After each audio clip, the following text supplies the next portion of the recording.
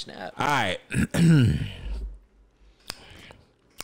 This past weekend, Thursday night at midnight, Jermaine Cole dropped the album.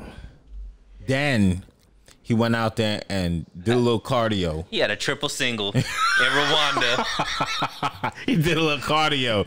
He ran back and forth on that on the court for about 17 minutes. 3 points, 3 boards, 3 assists. He's way better. No, he's way better than me though. I wouldn't even lie. He's playing professional ball. Heck yeah, he's way better than both of us. Relax. Okay. He's not that much better than me. He's that much better than you, bro. Professional balling with Rwanda though. He's still professional. All right, let's ask the hard hitting questions. Is he on the team because he's good, or is he's because he's a rapper? Nah, he's good. He's nice. People always talk about J. Cole being able to ball. I mean, he's talked about it. I seen it in his Puma commercial. Yeah, he's nice. That's why I'm wearing Puma right now. He's nice. I mean, definitely. Chris Brown could whop him? Nah, I don't think so. I really? think J. Cole's nice. I think J. Cole, Lil Durk is really nice. Chris Brown's really nice. I don't know who beats who, but I think J. Cole probably. I think J. Cole's probably plays more often than Chris Brown. Chris Brown was actually playing last night. Okay. You didn't see that? But you know J. Cole was actually playing in a game. Oh, no, you going crazy right now. I heard Quavo actually got hands. Yeah, Quavo's especially nice in elevators. I'm kidding. That's my guy, too. Quavius? Yeah, I like Quavo. Especially after he put Streety out on the streets. She was out there playing next to the beach. You saw her? Dude, I don't know. I don't be paying attention to stuff like that. I'm talking about her actually playing her music on the beach. That's great. That's not great. Her life. That's her life. That was corny. She's living her best life. Well, I feel like it's about time I get on a professional football team. At what position? Quarterback. Oh my God. Chris already knows I could have been a quarterback. Yo. Tom Brady been up there for way too long. I could go up there. I got 5 good years in me. Kelby going for second string. Second string? What you mean about that? Kelby ain't even make the practice squad. Kelby going for the Waterboy. Kelby ain't, you know what? Them water boys make like 50 G's a year. Yeah, they gotta have a side job sometimes. Cause after taxes, it's still like 40 grand. All right. Enough joking around. Let's get serious. Welcome back to the Men on the Internet podcast. My name is Kelby. Over there we have Sunil, and way over there we have Chris. the mayor of the sanctuary city. Okay. Moving up. Yeah, you know what a sanctuary city is? Yes. All right, for sure. That's how he's here. Yo, that's cold. I plead the fifth for legal purposes. Yeah, don't go nowhere else. Yeah. All right, and this is the Men on the Internet podcast. So, fellers, how was your week? Week was really good. Was really productive. Got my first weekend at the gym. Since we're doing the 12-week challenge. Let's go, Will Smith. So feeling a little bit sore. Okay. But what you been doing? Cardio, weights? A mixture of all of it. Word. What's your goal? I want to drop maybe like 25 pounds. Damn! If only I knew how to really whistle. I just sound like I know you sounded like it sounded like I'm giving a little guy head. The Wizard of Oz in there. Wicked Witch of the West.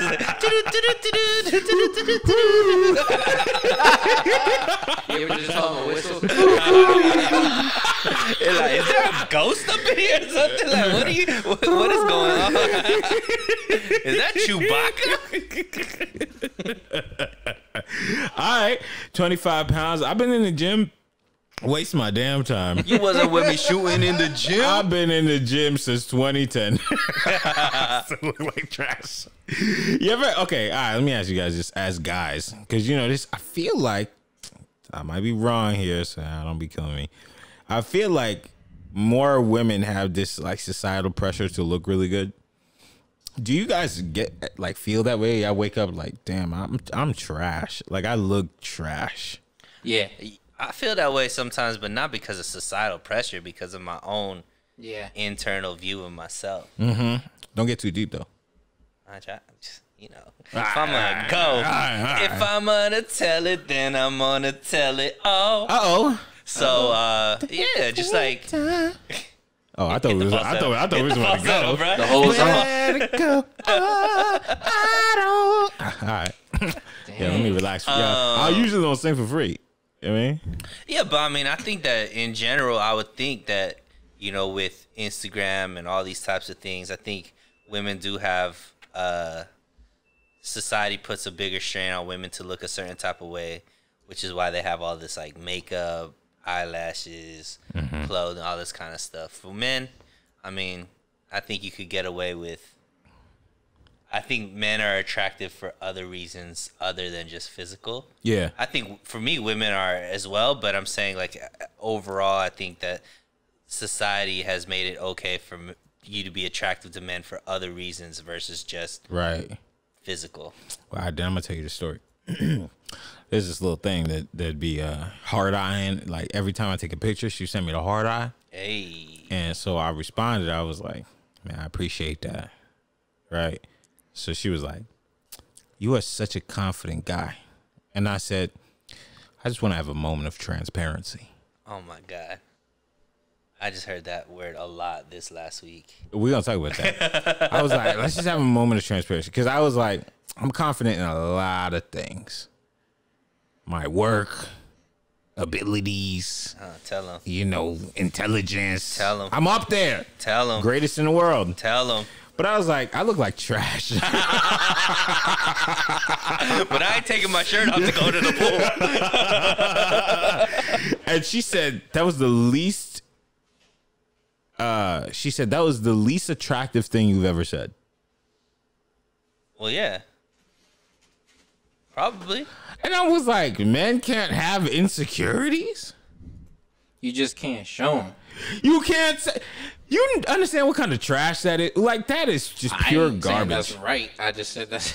Hold up, but that's a her problem. That's not a you problem. Why is it a her problem? I'm saying, like, you shouldn't think anything about that. What you said was what you said. That she finds that unattractive is a filter for you to be like, okay, this is the last conversation we're having. I mean, it didn't end that way. It didn't end that way. I mean, I ultimately was like, I had other things too. Like I was like, she was like, you know when people tell you like, oh, you live in LA, you must be seeing hot chicks all the time, you know, that kind of thing. And you're like, yeah. And you're like, First of all, said next question. I actually think that the most beautiful people in the United States is in Florida. Really? Yeah. There's beautiful people all over the place, but going back to like that, the largest concentrated group of beautiful people, It's 'cause South they're Florida, Cubans? Central Florida. I just think they're outside right now.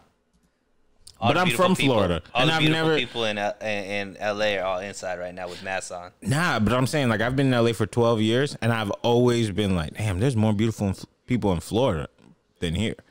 Everybody Yeah, I here is don't know. kind of weird. I think it's because their personalities, like, make me think that they're ugly. Maybe. But anyway, I was saying, like, But hey, that girl that says you probably talking to a lot of girls. oh, come on. That's just like, yo, you're insecure. Like, and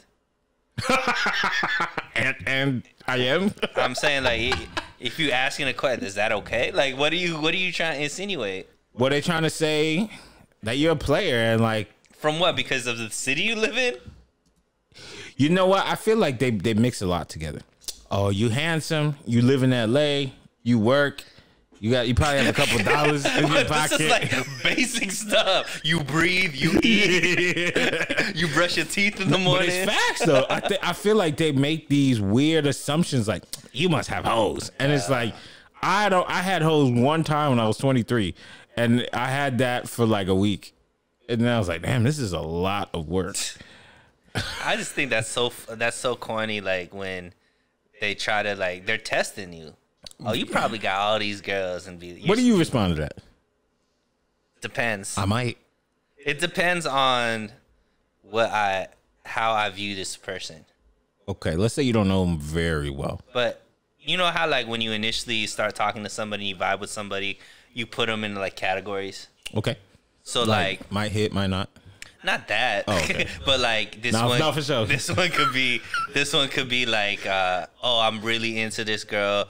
Like this could be somebody that I'd want to kick it with long term, or this is just like a like a one off like type Yeah, thing yeah, and all yeah, that yeah. kind of stuff. Yeah. So if it's somebody that I actually am invested in, them caring about, and probably have a little bit more respect for this person and stuff like that, I'm gonna do my part to make this girl feel secure and all that kind of stuff, while being honest as well.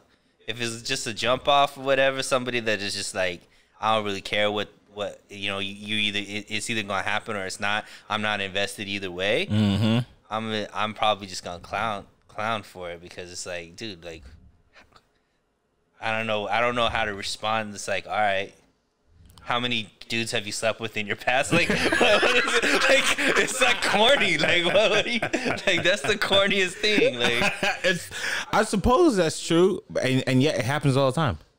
But I never really got it as a compliment, I think, until lately. Because they would say the compliment, right? Oh, you're a good looking guy. You're working. I admire your hustle. This and the third. You must have a lot of hoes. And I would just be like, damn, I don't. What's wrong with me? I'm messing up in life right now. But that's not even the bar as far as like your ability to. It isn't necessarily a reflection on whether or not you do or not. My ability to. The fact that you could have a roster if you wanted to isn't a reflection. Whether you have it or not isn't a reflection upon your ability to. It's a reflection upon your character and the choices that you choose to make. I don't think you have. I think You got from deep knowing you don't have a roster not because you can't have a roster. You don't have a roster because, one, you think that's too much work, and two, like, you just a naturally good dude that isn't there to hurt people feelings and dealing with people's emotions like that and all that kind of stuff. That's a fact. I definitely don't want to deal with emotions. I definitely don't. And the more on your roster, the more emotions you got to deal with. So the pain. Hey, you know who really be having rosters though? Gay people. Yeah. Man, like, where I'm working at but it's now, like it's a different roster too. I don't know, it's man. built. Like, because their thing is, because okay, let's say it's gay men, right? According to what I've been told by specific people in the community, I didn't make this up. It's typically like sex first, love later. Yeah. And some of them like be cool being in things while they're in a relationship, while they're married, while they're this, while they're that, So it's just like, for them, it's just like, this was just physical, And then they talk about the relationship afterwards as they're wiping themselves off. It's like, yeah, all right, so you want a boyfriend or what? Wow. Nah, all right, cool, for so. All right, I'll catch you next week, Like, I've definitely been with a gay person walking down the street, and he's like, I'm pretty sure I slept with that guy. And it's like, how are you pretty sure? Like, Wow. you should probably be a little bit more sure.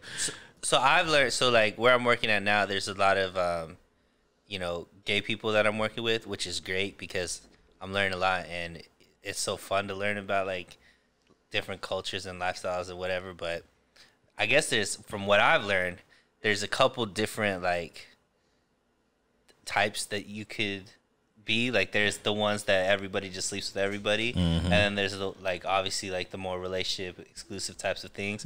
But going back to the original question about looks and stuff like that, I guess the gay community's super superficial. Like, it's like, you really, like, if you're not good looking in the gay community, you have insecurity issues. Yeah, you have insecurity issues. They got categories. I know the difference between a pixie and a bear. Wow. And you could pretty much figure that one out. Pixie's like a pretty boy. Pretty small, pretty boy. And then a bear is like a big, hairy guy. But I don't actually necessarily think that they're fat. I think it's just like the burly. Burly guy. Lumberjack. Yeah, exactly. And you still could be an ugly bear. Like, there's probably an ugly pixie. Yeah. Yeah. You know what's crazy I would though? just Have be you seen straight these if I was Vogue ugly. competitions? Which one? These Vogue competitions? Vogue. Vogue, like, it's like voguing. It's like the dance Vogue. Yeah, are you talking about like I guess they're big on the East Coast. like House of Balenciaga type thing? I don't know. It's like it's like big in the gay community. I'm assuming most everybody there is gay as far as the people that participate. Well, and it's just like this dance style. And it's like ridiculously athletic. Like the flexibility they have, they're doing flips, they're like twirling. It's very, very like, I'm just like, wow, the way you guys' bodies move, I didn't know men could move like that type of thing. Yeah, one of my friends put me on it, and I'm just like amazed by it. You never been to a Cirque du Soleil. I done seen some organs split up inside of people. I'll tell you that, right, Chris? I'm sorry, what?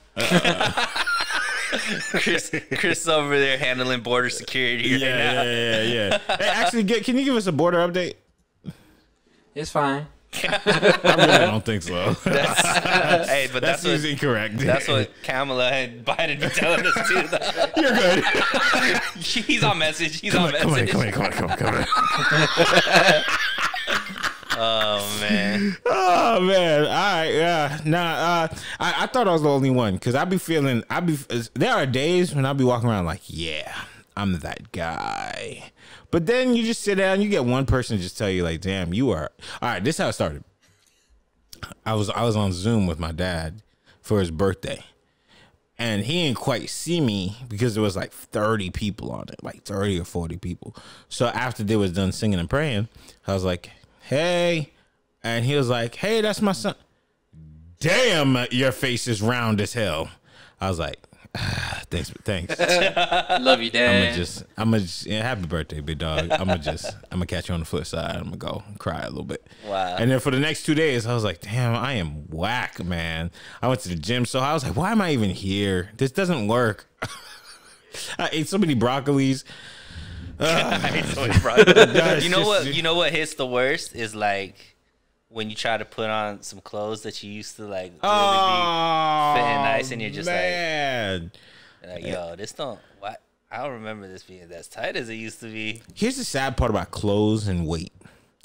Every guy I feel knows the ideal weight they have to be to look nice in 90% of clothing. Yeah. You know what I mean? Like once you hit a certain size, nothing looks good on you. It don't matter what they tell you about big boys, and you just got to get the right. No, you shouldn't have that much fabric on.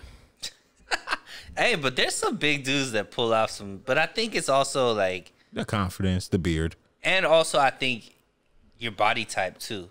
Like there's a certain body type to being big as well. Like if you like tall and big, like I think you could pull that off versus being like shorter and big. Yeah. You know what I mean? So if you're short and big, I'm making fun of you. You look like a thumb.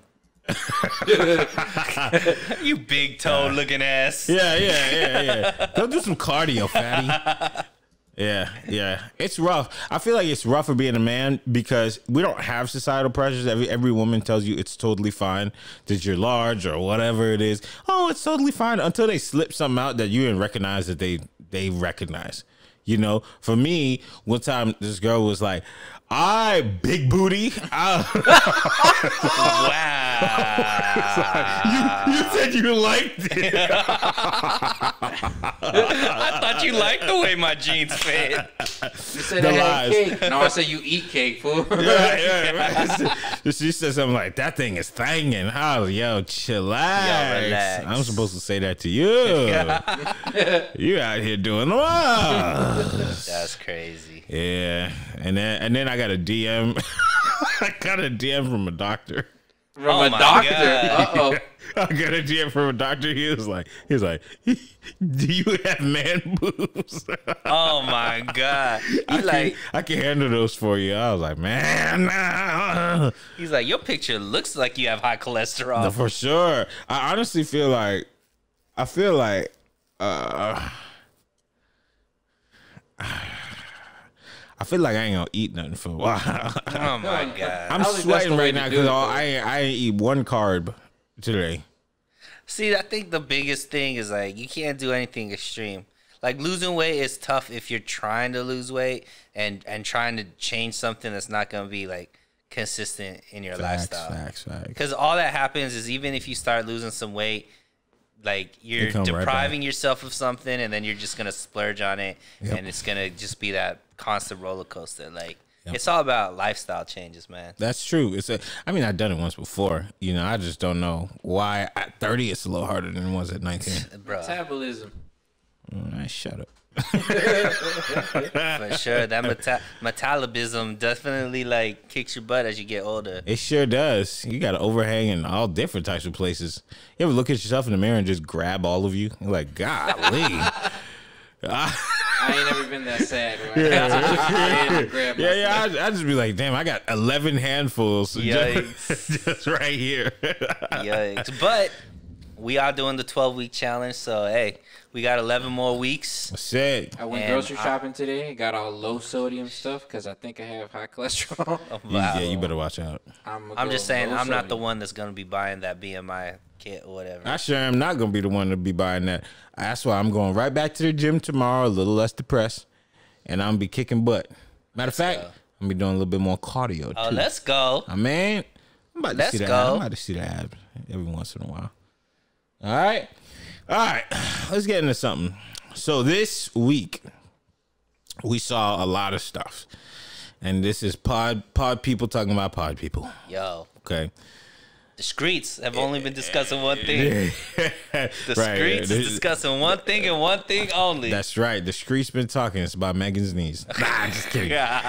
So, the Podfather, Big Joe from the Joe Budden podcast. All right. If y'all not fans of the Budden podcast, you can still listen to this only because I think there's a larger conversation at hand. So, last week, on the air, he fires Rory and Mal. Apparently, they did not come. They hit, at least Rory hit Joe last second and say, yo, I'm still trying to figure out what I want to do with my lawyer. And that he did it like right before the episode was going to get filmed. So, out of anger, enraged, Joe fires Rory and Mal from the podcast, effective that moment. Rory and Mal come out with a response called, I'll name this response later. Clever. For $2. I paid for it, did you? I bootlegged the shit out of it. Come on, man. I didn't know, like, it came up on my YouTube for free. I didn't know there was a $2 thing. Say it again? Where do you buy it? Vimeo. They did a Vimeo on demand, $2. I think they probably can make they can probably sell 100,000 on that right there. But they come out with all the information. So Joe says that they were accusing him of being a thief. They were accusing him of, well, Joe keeps saying that they were betraying him, and I just don't see, because, you know, Joe be talking in circles. Yeah. He be talking in these mystical terms and things, and it's just like, what are you talking about? Joe be performing. He does be performing, and it's like, it's nice to hear, but at the end of the episode, sometimes I'm like, he didn't really say much. He be talking in methodicals. So I think it's very important to separate, because obviously the Joe Budden thing came out first, right? Mm-hmm. And I remember you sent me it, and it was listening, and my initial reaction was, damn, Parks is spicy on this podcast right now. I said the same thing too, yeah. I'm like, yo, because Parks is kind of like, always kind of, he seemed, at least the week before, whenever they did pod, I guess it was 2 weeks before, because they did this week-long vacation. Mm-hmm. Parks was like intermediary. Mm-hmm. He was riding with Joe, but he understood the other side. Mm-hmm. When it came to this podcast, it seemed like he was heavily entrenched in the Joe Budden side and throwing little barbs at Rory and Mal, which I think that was the big, like, one of the biggest takeaways that I had was like, yo, this is like a different Parks. So something happened, is what I thought. I mean, it seems like Parks was just surprised that they didn't show up, and Park has already said, yo, this is my livelihood, this is how I make money, and I get paid very well. So I don't care what else happens. So long as I get paid well, I'm good. But I think the difference is Parks and everybody else on the Joe Budden podcast that's still there are salary. I don't know if Parks is salary. No, he's definitely salary. Oh, he is? Yeah.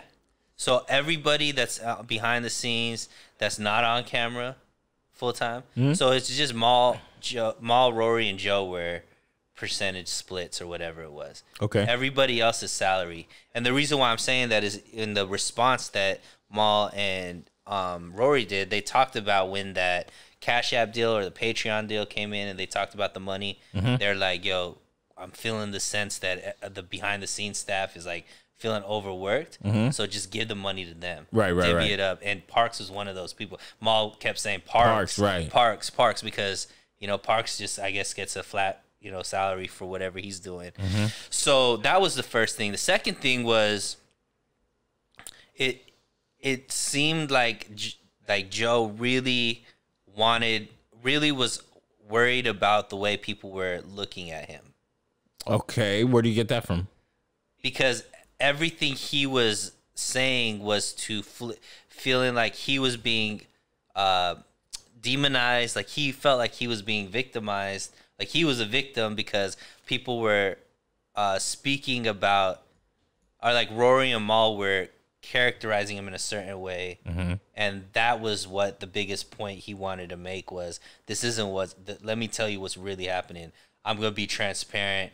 I gave them their opportunity to speak. They didn't want to tell the truth the right way, so I'm going to tell the truth. Okay, so let me give you my response or my reaction to the first one where Joe fired them. I listened to that, and I was kind of on the fence. I was like, okay, I totally understand Joe as an owner of the podcast and these guys working for him. You can't just walk out of something for 6 weeks unless it's a union job. You can strike, but everybody got strike. Right. Everybody got a strike. But two people, y'all can't just leave and then just come back whenever you want. Right. Okay, so there's that. But of course, they leave for a reason.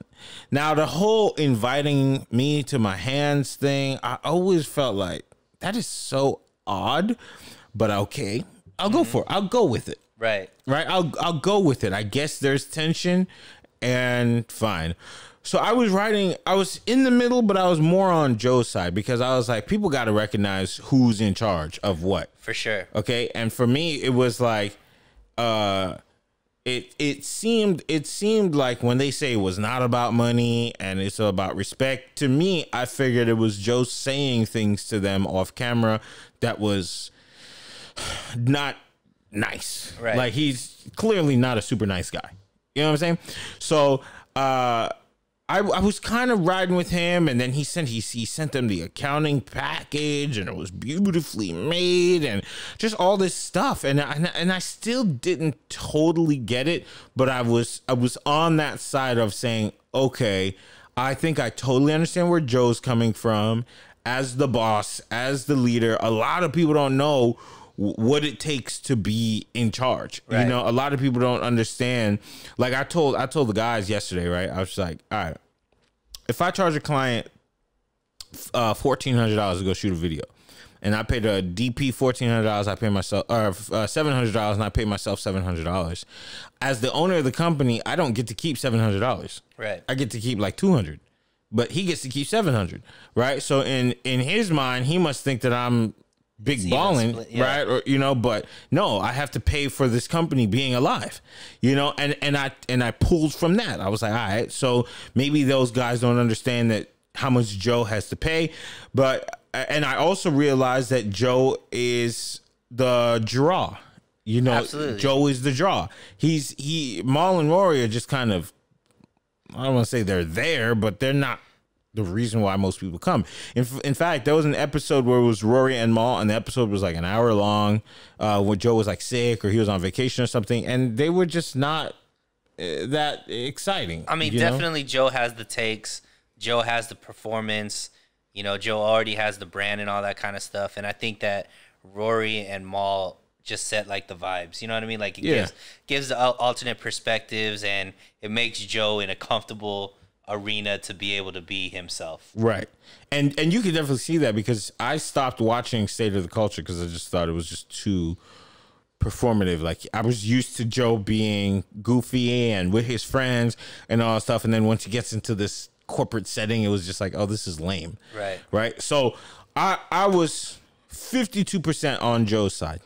Then Rory and Mal dropped their response. I saw it was for $2, so I said, okay, these guys are trying to make 30 grand each off of this. Okay, because I'm pretty sure they can get 60,000 people to pay for this. If they were pulling $1 million a week, which I'm saying is probably a mixture of YouTube and audio, they can get 60,000 people to get this. Especially in something that's so like in the moment, like that response dropped quick. 15,000. Yeah. You know what I mean? That was kind of intriguing to see. Like they had this thing set up, ready to go. Like it looks like where Wayno does his podcast. I'm not sure though. Yeah, like they had this plan. You know what I mean? And I think that it's right for them to do that because Joe really put Rory's name in the dirt. Like firing him on camera, yelling, screaming, measly, manipulator, liar, all this stuff. Like, who's gonna want to hire Rory? True. You know, after all of that. So I think it was in their best interest to do that. So they come out, and the first thing I noticed is that they did not call Joe out of his name. Out by his name, you mean? Out of his name. So they didn't say that bum, that this. They didn't say none of that stuff. They didn't. It seemed like they felt bad for Joe a little bit. It felt like they were like, dang, that's my homeboy, but like, come on, bro. You know, that's what I got. So first of all, they talk about their split. So it's a percentage-based split. They asked Joe for the accounting, and he always got defensive about it. Well, it seemed like, I guess, even before that, right? So the relation, how it started and all this kind of stuff. Like, the thing about, like, Rory has connections to industry heads because of the type of business that he's in. So it seems like from the start, if Rory ever discussed the podcast with anybody outside of Joe's realm or without Joe knowing about it, from what Rory's depicting, Joe gets very upset about that. Yes. So setting up the precedent that like Joe really looks how he looks at these guys versus, you know, it being a team environment. It's more like, nah, you guys are just employees of mine type of thing. So the second thing that came to mind is when Maul said Joe thinks that this show came from his rap career. And to be honest with you, I think it did. Absolutely. I think it did. Mainly because it's on the internet. If Joe put out an album, it would probably still be hard to fill a venue. Right? It would probably still be hard to fill a venue because we don't like him for rapping. I mean, some people do. But because he's already a famous guy, and he gets on a platform, he starts yelling and screaming and doing whatever he does, it's easy to click on something. It's easy. Yeah. And then once you click on it and you realize like, oh, this guy does this all the time, you get into the zone of like, oh, let me go back and watch this. Oh, he's on Everyday Struggle. Let me watch that. Oh, he's on this. Let me watch that. So once you watch it enough, you could build a following. So yes, the following of the show 100% came from his rap career. And because Joe is good at it, it grew. I mean, I think the most captivating or the stuff that I really look forward to on the Joe Budden podcast when I used to watch it regularly was his breakdowns of albums, his breakdowns of beefs, his breakdowns of all those types of things because of his understanding of the industry, him being a rap head, and also like just his understanding of street culture plus corporate culture. And I just think he did a really good job of always like tying in things. Like when he was breaking down like Drake's album and stuff like that and all the beefs between Drake and Kanye and all that kind of stuff, like that was really captivating stuff, I thought. Yep. You know, and so all that is because of Joe's career in you know, hip hop or whatnot. Yeah. And so he is the draw. Now, they keep saying, like, we built this together. Yeah. They were all there together. They were all there together. But in their defense, I think they stipulated to that. They understand that Joe's the draw. Yeah, 100%. They weren't trying to say that we're bigger personalities or we're more of the podcast than them. Yes. They made it clear, like, yo, we know that most people are here for Joe. Yes. And that's why we take a lower percentage than Joe takes. 100%. But I think what they felt was Joe's trying to act like they play no role in the show. Yes. And now after watching Joe's thing, I kind of was like, I mean, they didn't try to do much more. And he's saying they were not prepared. They would come. They didn't listen to anything, so on and so forth. So I was like, okay, I could see where, as the person who his name is on the show and you always want to make it better every single week, how that could come off. Like, you're doing everything in your power to make this show really work. And then people, your co-hosts, they come in and they're not on your level of preparation. Right. You know what I'm saying? So, but when I went back to the Mal and Rory response, it made me think, okay, first of all, when you're winning in the position that Joe is winning, they put in the time. They may not have put in the effort or the energy, the same thing that you put in, but that's why you get the bigger cut.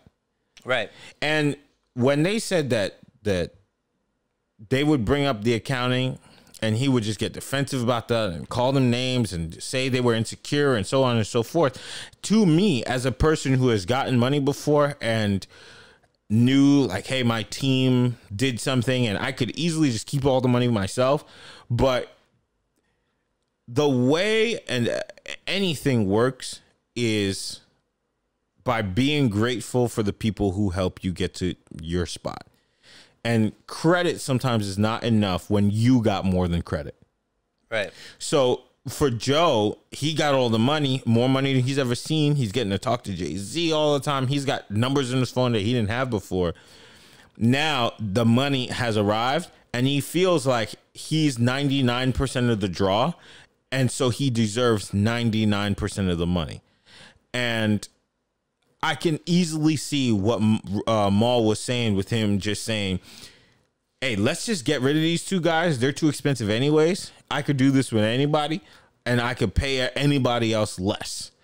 And I could see that because there is this ultimate sense of selfishness that comes from Joe's corner, where it's like, dude, if you're realistically saying that there's too much money being made for people to be unhappy, then you shouldn't have a problem splitting it with your guys, especially if they give you their time, if they give you their energy. May not be the same energy and time that you put in it, but take the bigger cut. Take 75%. Yeah, I think that Joe comes off looking pretty bad after this whole situation. So. Yeah. As far as just individual. And it's more because he's still trying to play like he's playing he's above it. Mm-hmm. These are my guys. These are my friends. Pray for them. You know, like all this kind of stuff, when in all actuality, it kind of seemed like, yo, Joe, like, you're the issue, my dude. Like, yeah. you're the one that like, I don't know, like, it goes back to just business. You know what I mean? Like, at the end of the day, when it comes to money, I don't think you should necessarily take, like, your emotions shouldn't get involved with that. If you are the CEO of a company and you have partners that are like expecting a certain percentage, like off of commission or whatever the case may be, like, or just even a individual that getting commission. Like, I work plenty of commission jobs. I need to see what went through, what didn't go through. Mm-hmm.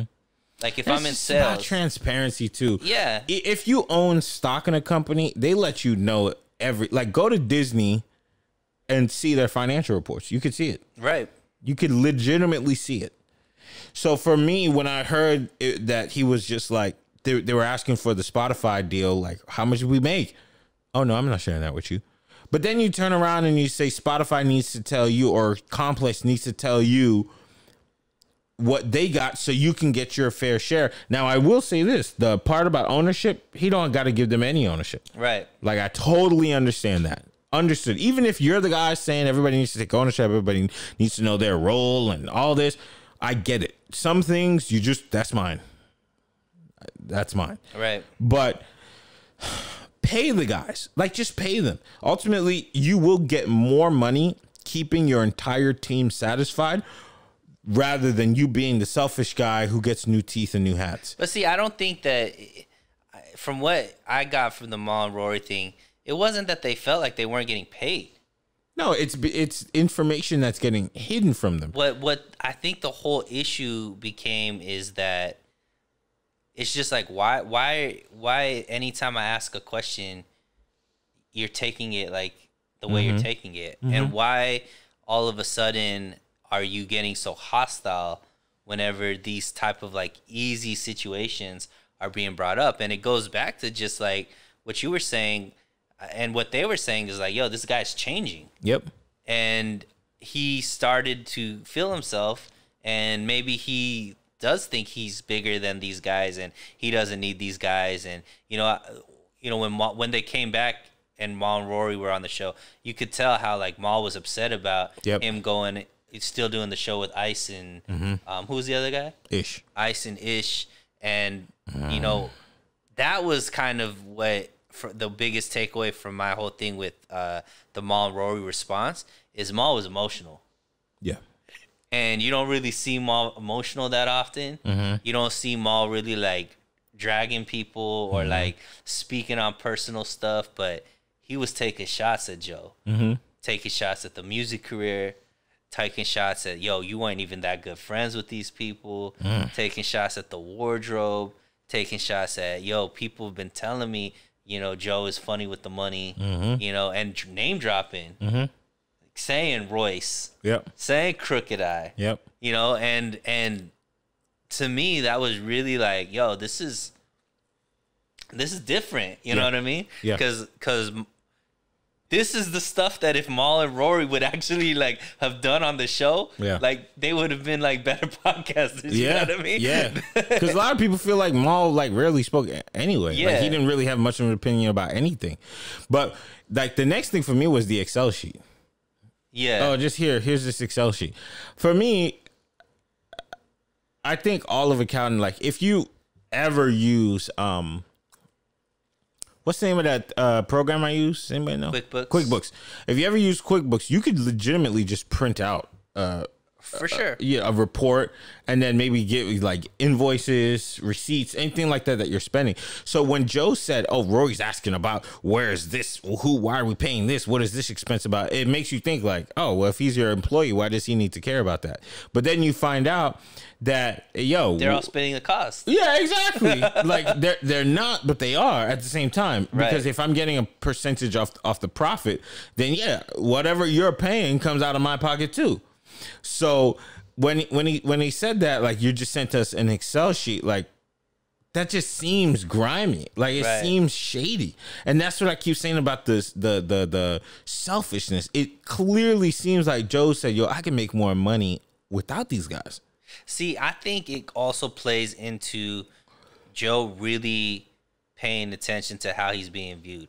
I think Joe tries to act like this dude that doesn't care what people think about him. Oh, he cares so much. He does. He cares so much. And I think that he is trying to be this person that's a good person, a good friend, a loyal friend, and all this kind of stuff.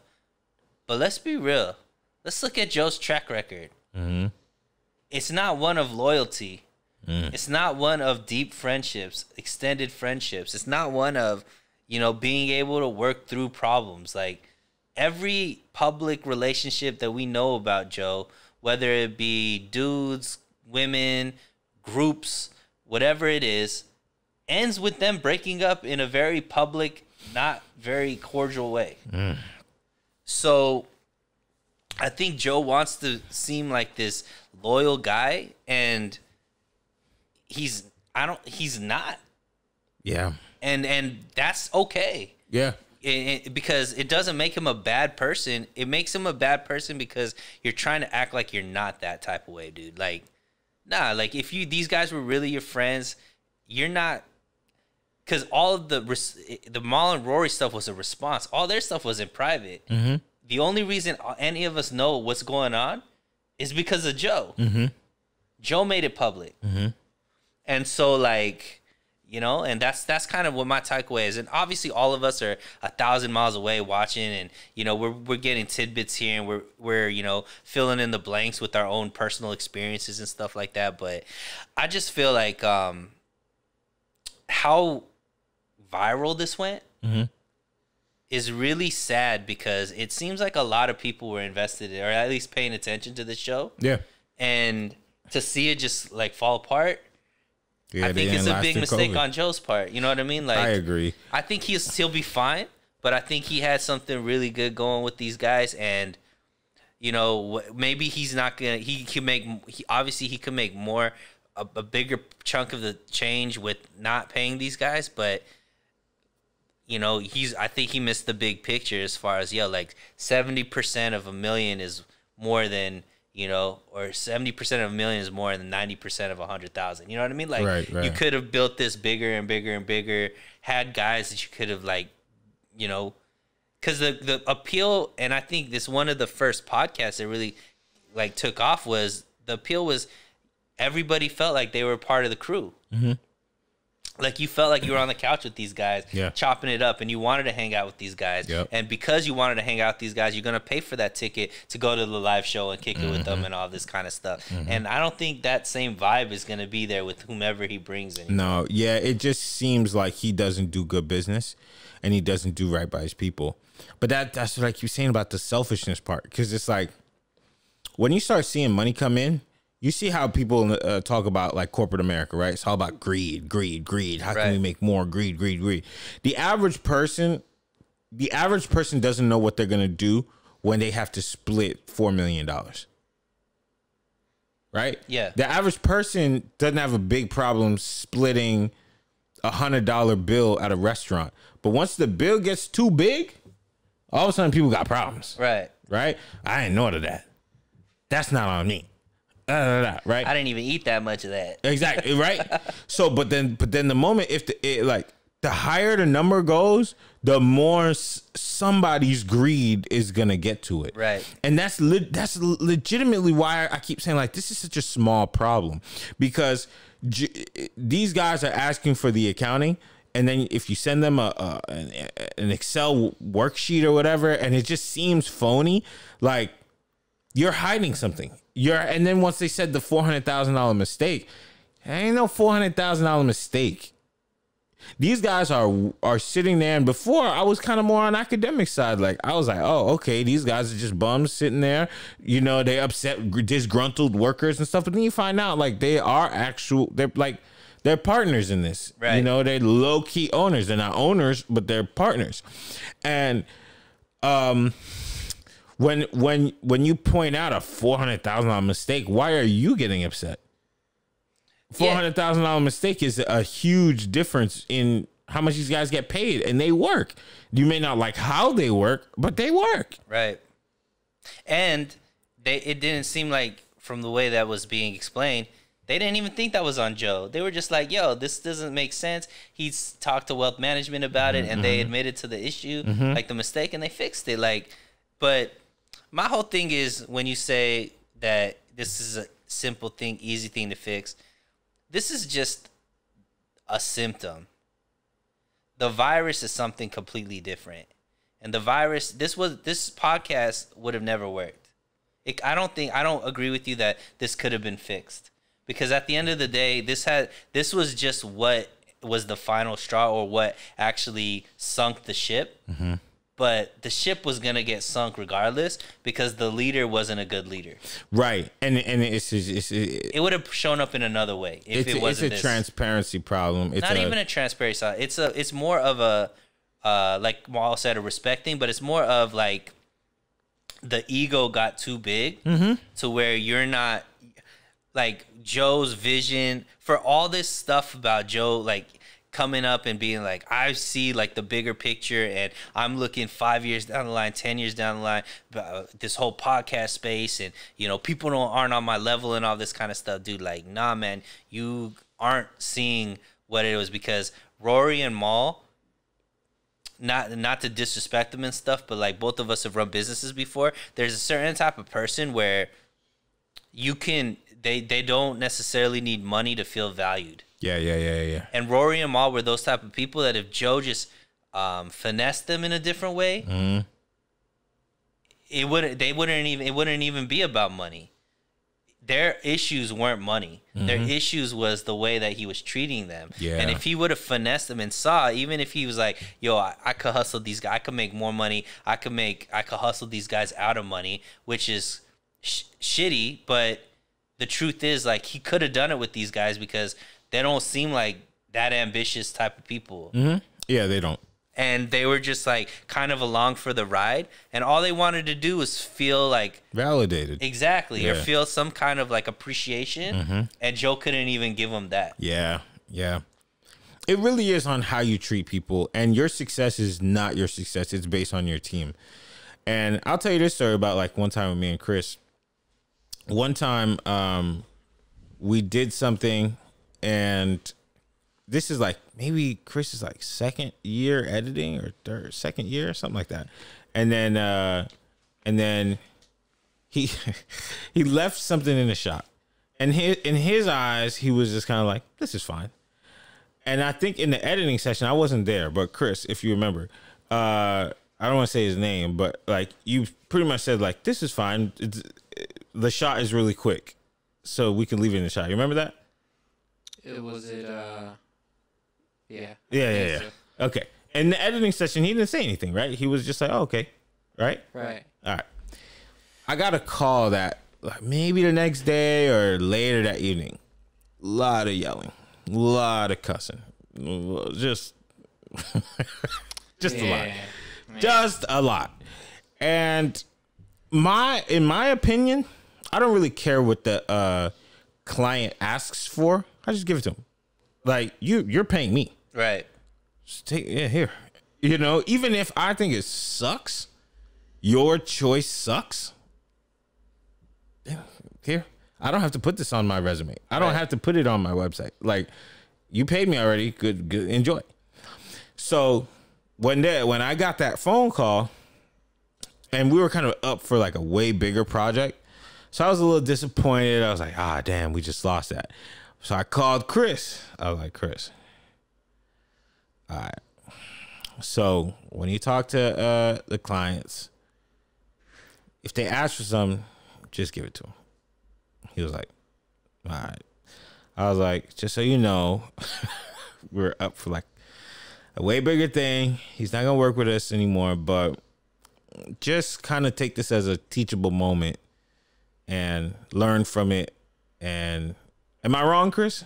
Something like it pretty much happened like that? Essentially, Yeah. And then I just kind of was like, just whatever. If the client says they want it, just give it to them. That's it. Just like, it doesn't matter what your opinion is, unless it's a really good opinion. Like if it's like a technical one, you know, if the client says like, oh, slow this down, but they didn't shoot it in slow motion, and you say that's going to look horrible, and they still say give it to them, give it to them. But in this situation, I was like, just give them whatever, they want. And I think that that's a difference, because I could have turned back to Chris and said, Chris, like I could do that, you know, but I don't necessarily look at it that way in a leadership style way of looking at things. You know I'm a lot to work with, because I kept Chris up really late plenty of times when he has to go to work like 5 hours later. And that's just the type of worker I am. I'm just kind of like, let's just get this done. But in this case, you know, I do tell people like when things get messed up, but I try to keep it, you know, I try to have a certain sense of reverence and respect, even if I have to like come down on people and say, yo, this is where things got messed up. This is where I lost money. This is this and this is that. The difference is remembering that you're your team and your team is you. And, you know, if you treat people like trash, then you'll get trash back, especially if they don't quit.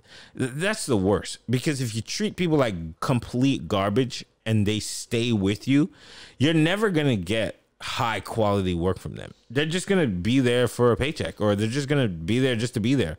But they're not incentivized. They're not excited to work for you. It's just like when your parents say, I'm disappointed in you.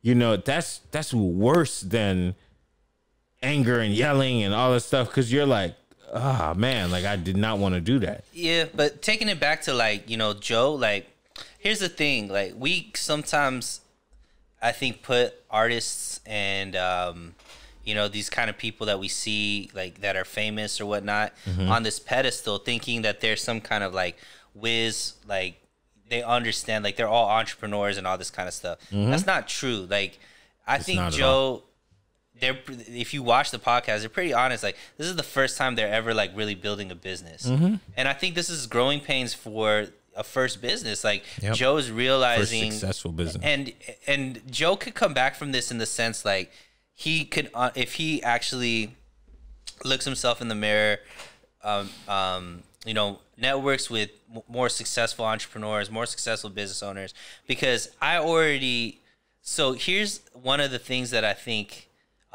people don't understand about really successful people that make a lot of money. They're not always necessarily genuine when they do things. They do things with a purpose. They always have a reason for why they're doing things. I'll tell you a story. So I, you know, used to work with used to have this mentor who's ultra successful, multi-millionaire, runs, you know, multiple businesses internationally, sales, works with some of the top client, like Fortune 500 companies, Fortune 100 companies.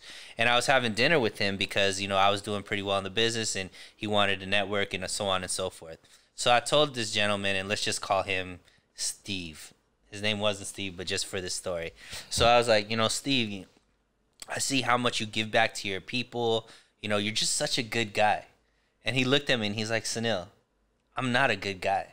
And I was like, come on, Steve. Like, I saw you just gave $10,000 to this person. And, you know, I see you giving, you know, money to this person. You gave money to this person. He's like, Sunil, that's not because I'm a nice guy. I'm not a nice guy. And I'm like, what do you mean? He's like, look, if I keep people happy on my team, they're going to make me even more money. Yep. It's not because I'm a nice guy and I want to make these guys feel good because it makes me feel good. I'm doing it because they're a part of my business and I need them to do a certain job for me to be able to, you know, make more money. Yep. So, and you know, moving forward in that relationship with this person, I realized that, dude, like this reverence that I had for him went from me thinking he was just like this ultra good person to me just like being in awe of his business savvy and him knowing how to play the game and manipulate and get things to where they need to be to have the most success. It's just chess. Yeah. And Joe played the chess game the wrong way. 100%. He could learn from this because the problem is with hip hop, and sometimes the problem with, you know, all this stuff is people are too into like the intentions and the destination. And not only destination, but like Joe's really worried about how he's coming off. When in reality, it doesn't need to be genuine. You don't have to treat somebody good because you're a good person. Treat somebody good because you need them to make yourself even more money. Like at the end of the day, it sounds shitty, but when we're talking about business, just take care of your people. Just take care of your people. That's and even if it's not true. like, even if you don't like genuinely like feel good about taking care of your people, that's fine. He should have seen that, look, my business is better with these two guys here. And they're cheaper, or they're like, we've built it, we have this repertoire, we're touring, like we can make this bigger and bigger. They're not the type of people that are going to be asking for big pay raises and all this kind of stuff. I'm actually getting them on the cheap for what we're developing here. And his podcast is what spun off to him getting the Revolt deal, to him getting, you know, Complex and all this kind of stuff. So he was getting his personal money, his personal pockets were getting bigger and bigger off of the platform for the podcast. And these guys only wanted a piece of the podcast. Yeah. And that's where I'm like, Joe, what are you doing, bro? Right. The podcast isn't even your biggest moneymaker. Everything you're doing outside of it is 100% your profit. Yep. So why, like, it's just mind-boggling. And I think Joe's a smart enough guy and hopefully has the right type of people around him where he could be like, damn, I am like being stupid. Like whether or not how people think about me, like I played this the wrong way. Yeah. And that's what he should learn from this because, you know, when you have a great platform, like you don't want to mess that up over something so stupid. That's why I'm saying this could have been solved because if Joe had taken a look in the mirror way earlier on, which he won't, because you could see the trend in his personality where he's getting hyper aggressive about these specific scenarios where he wants the Glory Annie honor mention. You know what I'm saying? Yeah. Like he wants it off. He wants to All be the one credit. that walks into the, I got us this deal. Right. When Rory said he sat down with the dude and he didn't want Rory to get that. He doesn't want Rory to have any value at all. But the exact opposite is how you create your own value. Exactly. I read this quote from the guy who started Sandwich Co. about a year ago. And they asked him, like, how did you find so much success? And he was like, dude, it's all on my team. My team is the reason why I got here. And not to say I've ever been like a really selfish person. I've always tried to be the person that like put myself on the line, make sure everybody else was taken care of before I was taken care of. But that clicked in my mind even more than ever.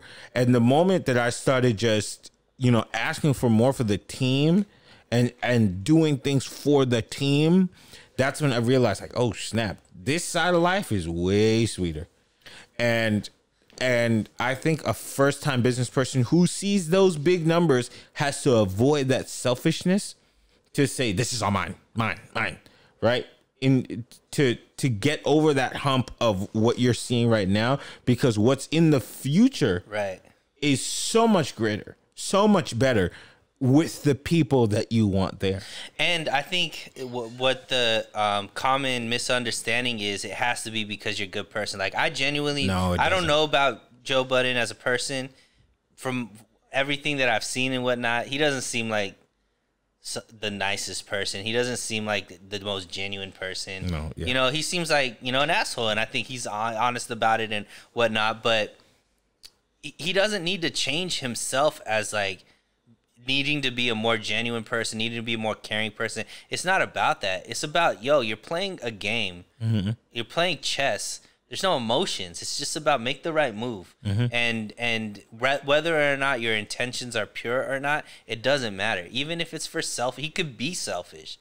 But in being selfish, he needed to use these pawns or whatever piece on the chessboard they are to keep making moves. And instead, he played the game wrong. Yeah, totally wrong. Played his hand wrong. And that's what it was. Like, I don't think he needs to. I think he's like, there's a lot of selfish people and bad character people that are very successful because they know how to play the game. Absolutely. They know it's not just them. They're not the king, the queen, and the whole kingdom. Yep. And I think Joe just thinks he's better at the game than he actually is. I agree with that. I think he's pretty poor at business. Yeah. Ack said it too. He said I think Joe's not a very good CEO.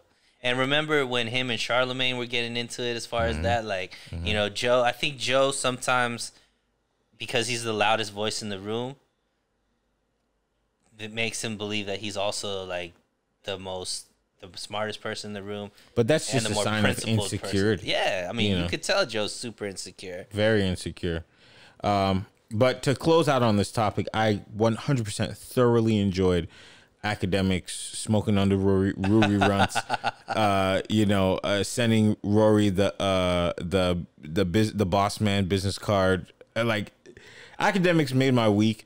I've been listening to academics for a long time. I can understand how people don't like him, but the guy is hell of an entertainer. Like, he kept me entertained for like 5 hours with this whole Rory and Maul thing. Yeah. And I appreciate the guy.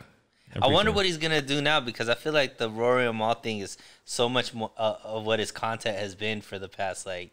Oh no, academics has a variety, but he did love picking on Rory. Yeah, and I think it's because Rory was talking all that trash about him like 2 years ago, maybe, and then I guess Rory sent some guys, maybe, I don't know, allegedly, to his house over the girl. Academics said, he put his business out on Front Street, so. You think Rory and Maul bounce back? You think they have any say in the podcasting world? Or you think they're just gonna like? Nah, I don't think we see much more from Maul, and I I think Rory goes back into kind of his shell and role. just goes back and behind the scenes. Yeah, but I do think that some of the reason why Rory manages whoever he manages, like Emotional Orange, is tied to the podcast. Because I feel like in a certain sense, he can market them way better than somebody else could. But you think that falls away now, though? I think that there might be a slow unraveling for Rory. He had Duce Palooza. I don't know what that was. Yeah. Well, Duce Palooza, I actually tried to go to it when it was called Henny Palooza. Mm-hmm. And I think they got sued or something. But Duce Palooza is just a big party. Right, but it's pretty successful, right? Oh, yeah. I think it made like multi-millions. I actually don't think that Rory is like rich or anything. I think he just made, an average amount of money. But because Duce Palooza was with multiple people. Right.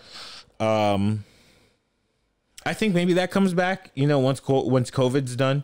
And I think he'll be right. I mean, I think he's been in the industry. Fine, but not like he's not going to be as popular or famous. No. How do you think Joe Budden podcast that goes on from here? Yeah, Dell's fine. Ice and Ish, they perform better than Rory and Mal.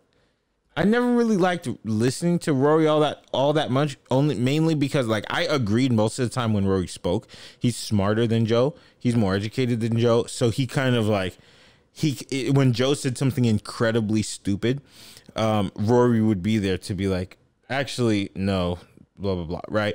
But I didn't necessarily enjoy him because I think Rory's awkward. Like he's awkward on the mic. He's awkward when speaking. He laugh like he's awkward. So I just I wish they had an Andrew Schultz, but they don't. Andrew Schultz 101, man. You know what I'm saying? Like Andrew Schultz does it better than Rory does. Mal, on the hand, I don't know what Mal does anyway. So but I think the show does fine. I think maybe it even grows in listenership. Yeah, I don't know. I actually don't think it's gonna grow. I think his platform will grow because he's doing like Joe Budden Network or whatever. So he'll probably attract certain talent and all that kind of stuff. But the actual show itself, I don't know. I think he has to. I think he needs conflict for that show to be good. So he has to create some more conflict, whether it be rap beef, whether it be whatever, because that conflict between him, Rory, and like all that kind of stuff was what the show was. Yeah. I don't think he's gonna be able to do the same thing with Ish and Ice. I don't think he's gonna be able to according to Ack, when Mal and Rory left, Ish and Ice, they got like a 30% bump in listenership, and people love Ish and Ice. Like they really like them more than Rory and Mal. Like when Rory and Mal came back, people were saying like, no, please no, bring back Ish and Ice. Yeah, I mean, we'll see. Yeah. It could be also because of the turmoil that people were tuning in, trying to see what they were going to say and stuff like that. Yep, that's so true. Now that it's resolved, who knows? Resolved or so. Yeah, I mean, would as like far to as see we them know come that back it's together, done. but yeah, it's done. Who knows, man? I mean, at the end of the day, I think it's all up to Joe. I think these guys would come back because I think that this is the most famous and popular and the most money that they're going to be able to make. Yeah, is through this. It's just whether or not Joe could realize that he made a mistake in the way that he played the game. And, that, like I said, I mean, Joe, I don't think the podcast is where Joe was going to be able to maybe maximize the money because he's splitting with them. But all of his other stuff, he had so much more access to, like, all the networking that he had to make bigger deals that he didn't need to include these guys in. I think Joe's a little bit out of it, me personally. Like, out of his mind. I mean, yeah. Well, I think that's what makes him intriguing as well. That's true. All right. We are going to film something, and then we're going to come right back. All right. Rolling. If there's one thing I didn't think I would still be going through in my 30s, it's getting stood up. Yikes. I done got stood up a billion times in my 20s. Last couple years of my teens, stand-up king. I'd go places, sit there for an hour. You still coming? No response. Wow. I remember this one, Nikki, in college. I drove, in college, North Hollywood to Pasadena is a drive. Yep. Because you ain't got no money. I didn't think you were going to take it there. I was just talking about mileage and traffic and stuff. It was, though. Like, it was a lot of these things because it was like, all right, I probably had like $100. And gas prices were high. That's it. Yeah, when I was in college, we was in a recession. Obama was president. A big Obama was president. DACA King. You like Obama, Chris? Yeah. All right, for sure. So, Obama was president. The gas prices in LA was like $5. And so, homegirl texted me. After I texted her, she texted me back. I was like, yo, we still meeting tonight? She's like, yeah, for sure. Come through. And I was going to take her somewhere nice, too. Because that's my thing. I be treating these women too nice. Wait, what's nice? I don't know. The finest McDonald's you could find. Somewhere that was dine-in. We wasn't going through the drive-thru line. Nah. I think I was about to go crazy at Olive Garden. I like Olive Garden. I'm a big fan of Olive Garden. One of my old teachers actually asked her out on the elevator in front of everybody. And she was like, you can't afford me. I was like, what you mean I can't afford you? She was like, where would you take me? I said it loud and proud. Olive Garden. She was like, I told you can't afford me. Ding, walked off. Wow. I was so embarrassed. I was like, my mom takes me there for my birthday. Hey, them breadsticks are bomb. They're bomb. I think it's endless too. Yeah, it's lit out here. Well, anyways, I texted her. She texted me back. Yep, we're on. Think I was gonna take her to Olive Garden. I put on the freshest shirt. Frank looked at me. He was like, yeah, you look good. Sheldon looked at me. These are all my roommates at the time. Yeah, you look good. I was looking fresh. I think I worked out twice that day. Got that nice push-up in. Oh, my gosh. I looked incredible. You was doing just arms and shoulders. Man, I even did back, too. I think I might have did some neck exercise. Okay. You never know what I was doing. You never know. All right. I got in the car, 2000 Camry, drove all the way to Pasadena. I think I saw my gas tank go from full to a quarter. Yikes. I was like, yo, I'm in there. She's the baddest chick I knew. Baddest chick. I got there. I sat there. They said, for how many? You said it confident, I too. was proud to. Dos. Oh, hit him with the Espanol. I was like, you know French? And then I sat there. I waited. He was like, you want to order something while she's getting here? I was like, nah, it's not couth. It's not couth. You using your college prep words? You know what I mean? I ain't learned not a thing in college. I learned Shakespeare. So I said, it's not couth to start, before she arrives. 30 minutes in, I was like, yo, let me just get one thing. Because I'm a little hungry. How many times you text her at this time? I texted her about 20 minutes in. I was like, yo, I'm here. Just let me know when you get here. Response, no I response? said, no response. Dang. No response. Wow.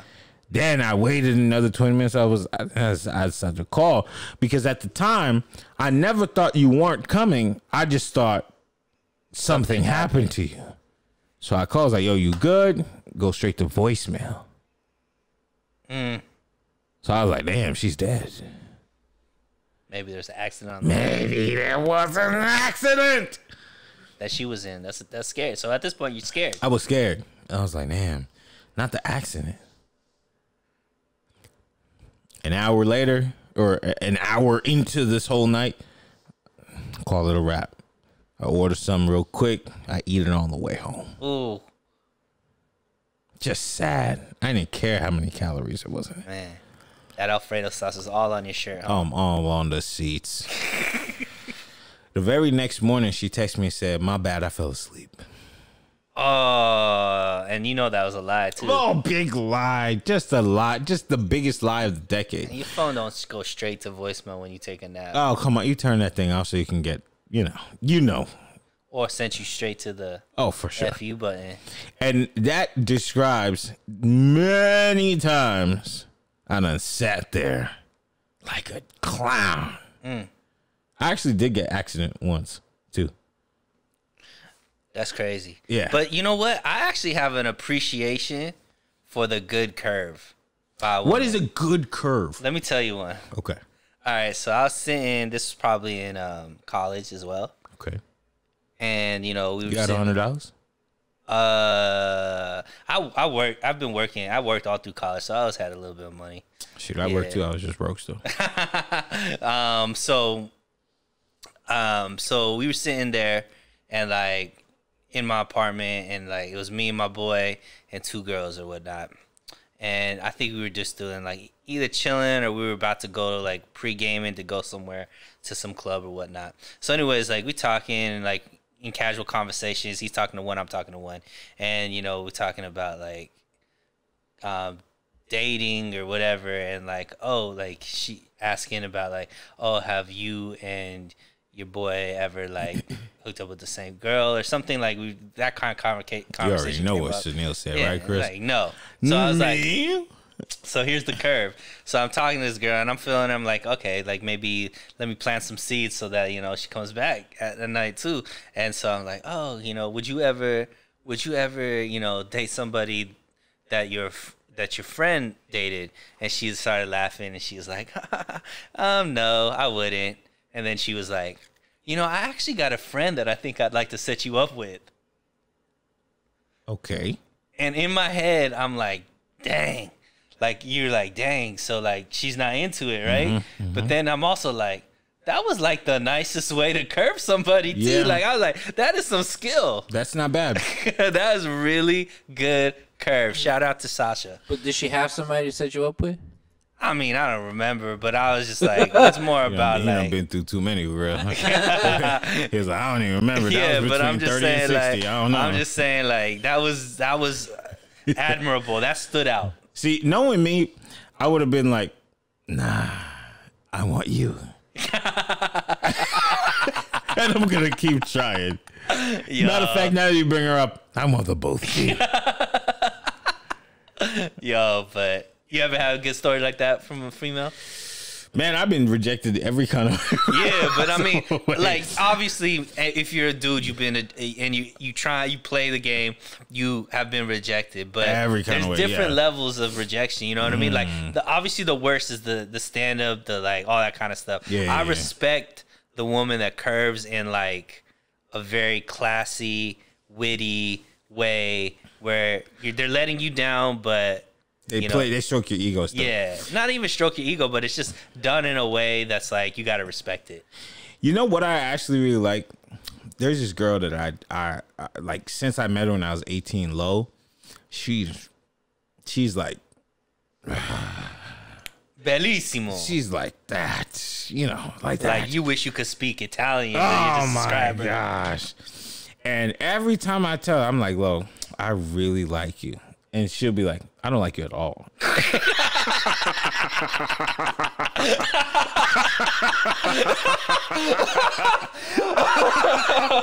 She always says it. It doesn't matter. And she's like such a nice girl too. That's the funniest thing to me. Yo, she she's says like- it in the most ruthless, most She like, you will hey, not misunderstand I this. don't want there to at be all. no questions about what signals I'm sending out. There is a 0% sure chance, Kelby, that you and me will ever be anything. I need you to know.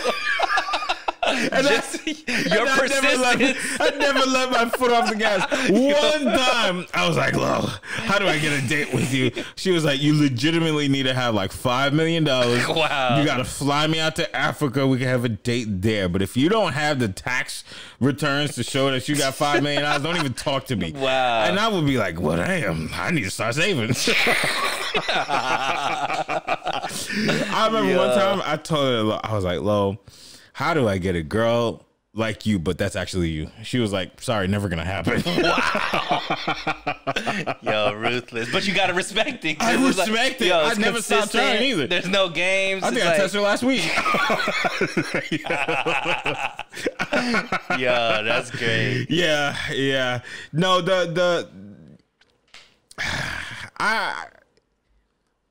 I don't mind getting rejected. I just don't like being ignored. And I think That's the worst. Yeah. I mean, I think, and I get it. Like, I think there's probably women that you know, I think being a woman is probably way different from a guy. They're getting, you know, we're one of probably 100 invitations that they're getting at all time. Like I always think like a woman's Instagram, a woman's like social media is way different than a dude's social media. Like their DMs, they're probably never go to their social media without like DMs there flying from, like, all up just in there. like you have guys saying, "Oh, you're beautiful, you're this, oh, you're that," right? Yeah. So, But every time I ask, they be saying they don't get that. I mean, they The got lies. yeah, they got to keep it humble. You don't get a bunch of people in your DMs? I get zero. The only people I get in my DMs are doing like they're like, "Oh, if you send your Cash App to do like." I am Nigerian prince. Yeah, like I am here to help you. yeah, yeah, but I mean, I'm not really that active on like IG. You know, I don't put up most posts, and I'm private, so you know, Oh, like shoot. people can't see all that kind of stuff. But yeah, so like going back to my point, so like I understand that like women probably it gets frustrating. Like to us, it's the one time we've tried to approach them, but they're probably thinking about 100 other times that they're like that day that a guy tried to, and they probably just weren't interested. You know what I mean? It'd be tough saying no that many times, but it does suck as a guy to be like just ignored or like play games, you know, just like be straight up. Like, and us as men, if a girl straight up and is like, yo, like, I'm not interested, I appreciate it, thank you for the compliment, but you know, I'm like not interested, or I'm seeing somebody, whatever it is, it's on us to respect that. Yeah, for sure. You know what? This is what I really don't like when you put it on your kids. I talked to a couple girls like, oh, no, I can't make it that day. I'm hanging out with my kids and we got this thing or that. You get on Instagram, they are out in the streets. Painting the town red with their kids. Not with their kids, with their friends. Their kids are at home with baby daddy. Right. I just, like, my main thing I think is just don't ignore me. Just tell me, like, straight up. Right. Like, Lo, just tell me I hate you. But here's the thing. I'll be fine. But here's the thing. I think a lot of people like options. Options? Yeah. Well, people like attention. Attention and, you know, just the attention and then, like, you know, they don't want to burn any bridges just in case. See, which is weak. I think that's weak, and on both sides. Even when a guy does it, that's weak too. Like it's like stringing somebody along and all that kind of stuff. Like, yo, if you're gonna play around, have a roster, all that kind of stuff, be honest about it. Let everybody know what's going on. Don't let somebody feel they're in something that's deeper than what you're actually putting in. Because at the end of the day, like, you don't want to hurt people. You shouldn't want to hurt people. You should care about, because those are scars that, you know, can hurt people in the long run and all that kind of stuff. Say that again? And bumps. Yeah. Yeah. Now, I think when it comes to rejection, because I have rejected people too. You know, a lot. Not a lot. You are Kelvin Joseph, Mr. 305. Nah, but well, 954.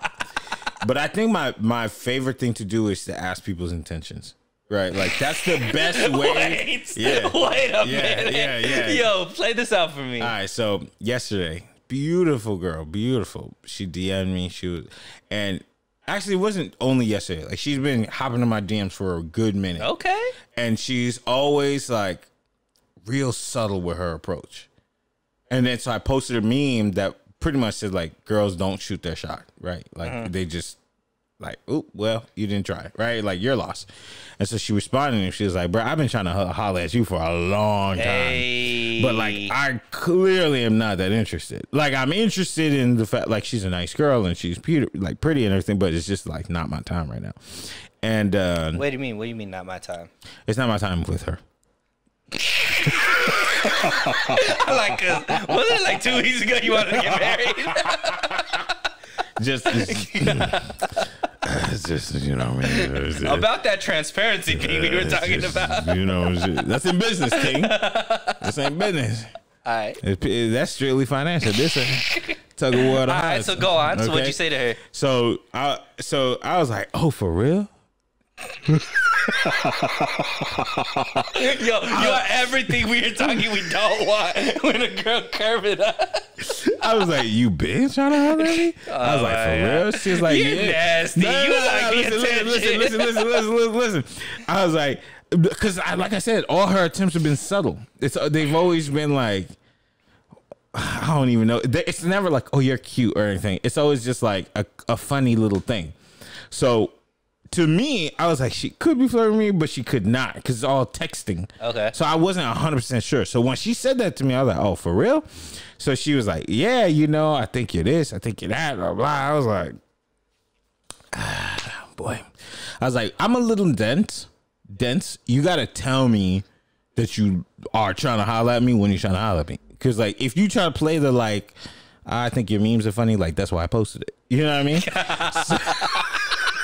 Yo, you remind me, have you seen those, like, those reels or those TikToks where it's, like, the guy is, like, fixing the girl's car or, like, a plumber, and she's, like, coming on to him, like, oh, yeah. I know where you could put my pipe. And it's like, oh, you talking about the 3-inch or the 5-inch? Yes. Like, that's you right now. Yes. And so she was like, oh, okay. So then we got into, like, another conversation because I was just like, oh, you're trying to curve. And then at the end of that conversation, maybe like 10 minutes later, she wrote me back. And sorry, I skipped a part. I said, if a girl is trying to holler at me, you have to write, bruh, I am hollering at you. Right? And then so like 10 minutes later, she wrote me back and was just like, bruh, I am trying to holler at you. So what's up? And I got like a little squeamish. I was like, oh my gosh. I wasn't expecting this to happen today. I was like, you're serious? do I go low? And so I said, oh, for real. Okay, I didn't even piece it together like that. So, all right, well, I said, like, what's your intentions with me? Yo, you sound like the father of a guy that's trying to date your daughter. But this is you. That's what I told her. I was like, what's your intentions? And she said, I'm looking for something serious. I said, oh, darn. You're so trash, bro. Either way. She's like, I'm just looking for some fun. Oh, darn. I'm looking for marriage.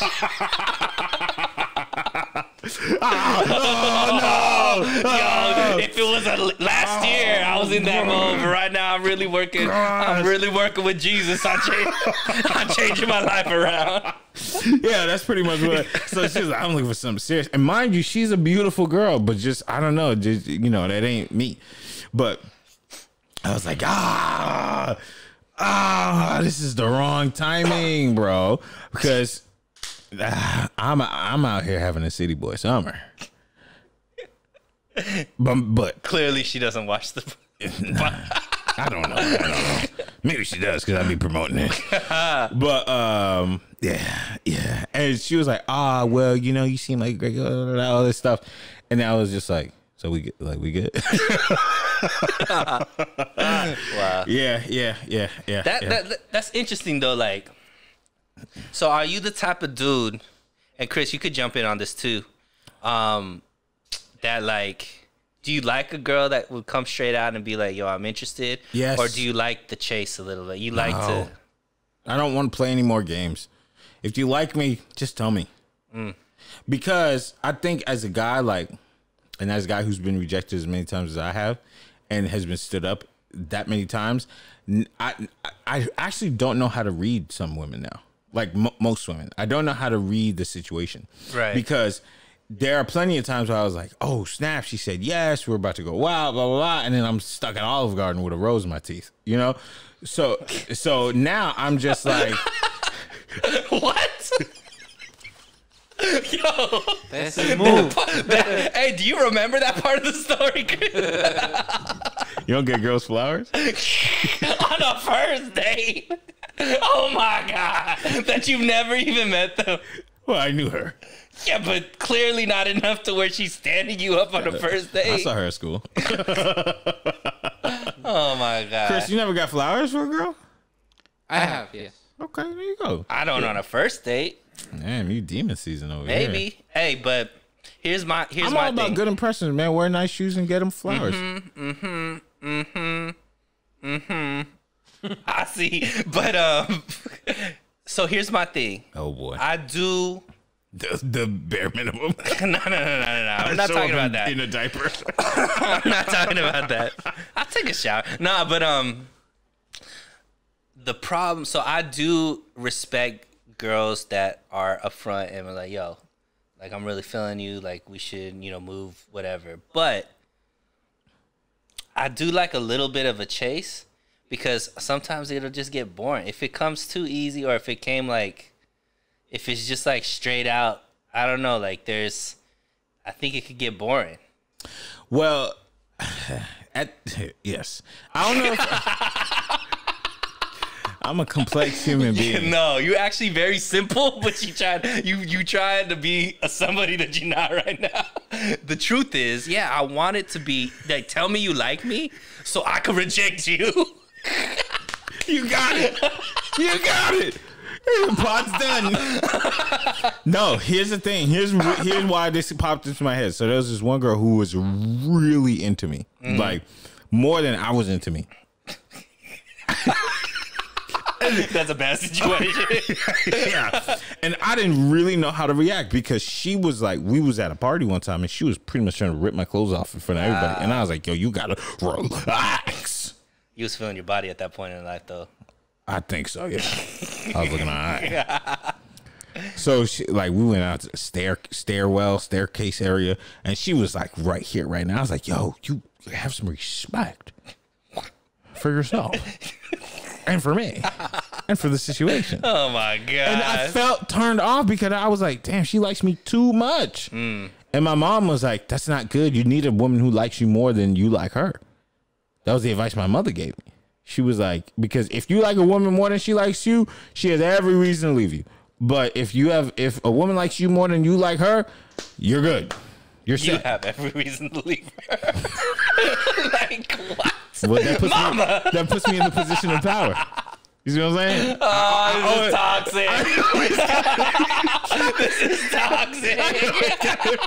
I always gotta be up and stuck. You understand? That's what my mother told me. I don't know. You gonna talk trash about my mom? Nah, man. All right, that's what she told me. So I was telling her about this girl. I was like, yo, this girl was just doing the most, and I was instantly turned off.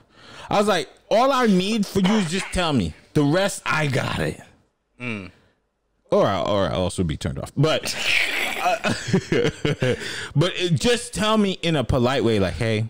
What's a way that they could tell you that they like you without actually having to tell you that they like you?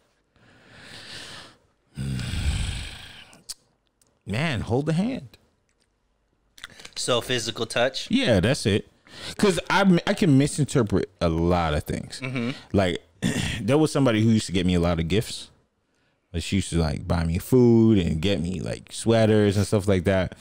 And I was like, I think this girl likes me. Because like clearly, like if a girl's making you food, she's staying up late, she's calling you, she's doing this, that.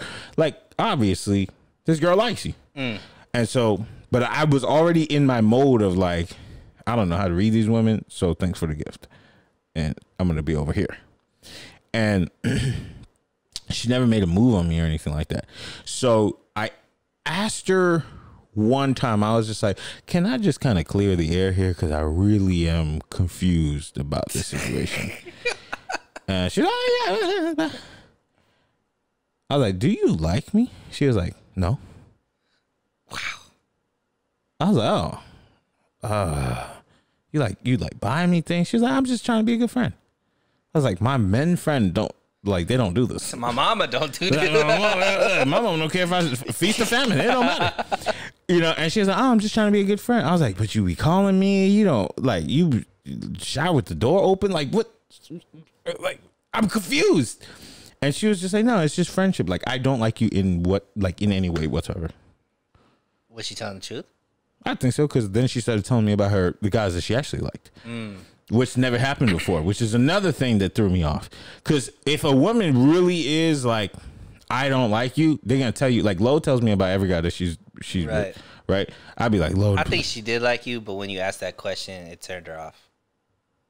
Stop Stop playing these games with me. So here's the thing that I like with that, because I don't like girls just like straight out being like, yo, I like you, let's do something. You know what I mean? Like the let's do something can happen, but like one way is be ultra responsive to my messages. So if I'm texting you, text back. If I call you, you know, pick up, like all that kind of stuff.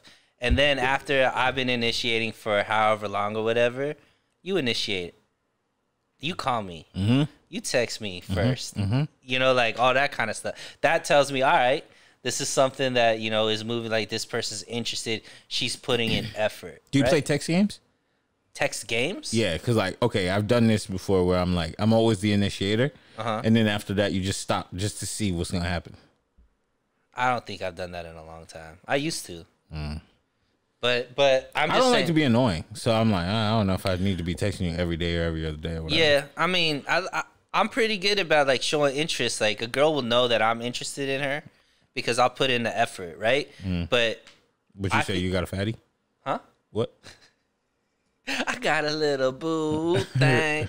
But I just feel like with like a woman that shows effort back makes it a lot more like is easier to be like, okay, you know, versus the girl that like is trying to, like the girl that the ultimate turn off for me is the girl that's like, I have so many options. Yeah. That girl is like, like the one that is like, well, I have all these guys in my DMs and I have all these options. So special, you know, like that person is like, all right, that's you're not for me. You know what I mean? I'm gonna tell you the situation. So I was talking to this one girl who was very confident, and I'm a person that really admires a confident woman, but she's kind of like more on the cocky side, you know, because she's beautiful. She's been told she's beautiful her whole life, right? So it's just like, I'm perfect, you know. And I was like, it's appealing in a certain sense, but like, relax, right? Because I'm perfect. My mama told me that you gotta like me more. That's a fact, I right? like you. And like in certain senses, like let me not say that. So, anyways, she started like falling off. Before it was the hey you with the heart emojis and all this stuff, and then one day she went like a week. Then the next time it was like another week. Even if I wrote her, she just Then one time I was like, yo, I'm gonna give you to the end of the day. I didn't tell her that. I told myself that. I was like, you get to the end of today. If you don't write me back from Tuesday of last week, I'm done. And then at like 11:50, she wrote me. And I was like, ah, damn.